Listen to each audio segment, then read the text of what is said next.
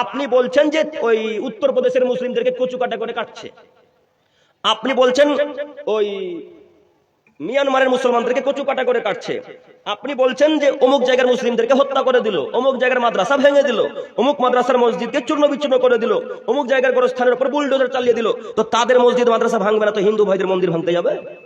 হ্যাঁ, আপনার মেয়ে তো আল্লাহ এবং তার রাসূলকে মানেন না, তো কি করবে আপনার মসজিদ? আপনারা যখন মসজিদে সকালবেলা ফজরের সালাত আদায় করতে যান তখন 3 থেকে 4 জন, তো এত বড় মসজিদ কি করবে? কথা বুঝেননি মনে হয়। এত বড় মসজিদ কি হবে? দুতলা মসজিদ। তো আপনাকে বলি, ওদের মসজিদ যখন ভাঙতে যাচ্ছে তখন তো আপনার অন্তর ময়া আসছে, ময়া আসাটাই স্বাভাবিক, আসবে কথা ঠিক, কেন তারা মুসলমান আমরাও মুসলমান। তো আমি বলতে চাচ্ছি, আল্লাহর নবী বললেন আদমের ছেলেমেয়েরা যতক্ষণ পর্যন্ত কোরআন এবং হাদিসকে মান্যতা দিতে পারবে ততক্ষণ পর্যন্ত কোন ইহুদি, কোন খ্রিস্টান, কোন বৌদ্ধ, কোন সাঁওতাল, কোন ডোম, কোন চামার, কোন অন্য জাতি কোন মানুষের মুসলমানদের ক্ষতি করতে পারবে না। তো আজকে কজন আমরা কোরআন এবং হাদিসকে মান্যতা দিই? কজন মেনে চলি? 1999টা মানুষ আজকে কোরআন মাজিদকে মানি না, 1999টা মানুষ আজকে হাদিসকে মান্যতা দিই না, 1999টা মানুষ আজকে আল্লাহ এবং তার রাসূলকে অপমান করি। আল্লাহ তাআলা যেখানে বলছেন তোমাদের স্ত্রীরা কন্ট্রোলে রাখতে হবে, তোমাদের স্ত্রীরা বাড়িতে থাকবে, যদি বাড়ি থেকে বের হয় তো পর্দা করে বের হতে হবে, এটা বাণী কার? বাণী কার গো? আল্লাহর।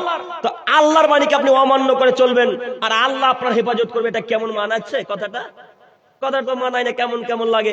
তো আল্লাহর বাণী যতক্ষণ আপনি মান্যতা না দেবেন ততক্ষণ পর্যন্ত আল্লাহ আপনাকে হেফাজত করবে না।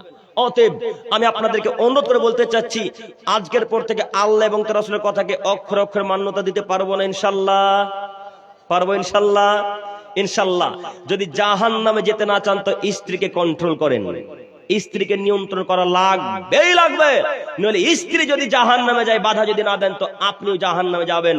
আব্দুল করিম সাহেব এখানে একটি কথা বলছিলাম যে আমার স্ত্রী আমার কথা শুনে না, এখন কি করব? এখন তালাক দিয়ে দিতে হবে।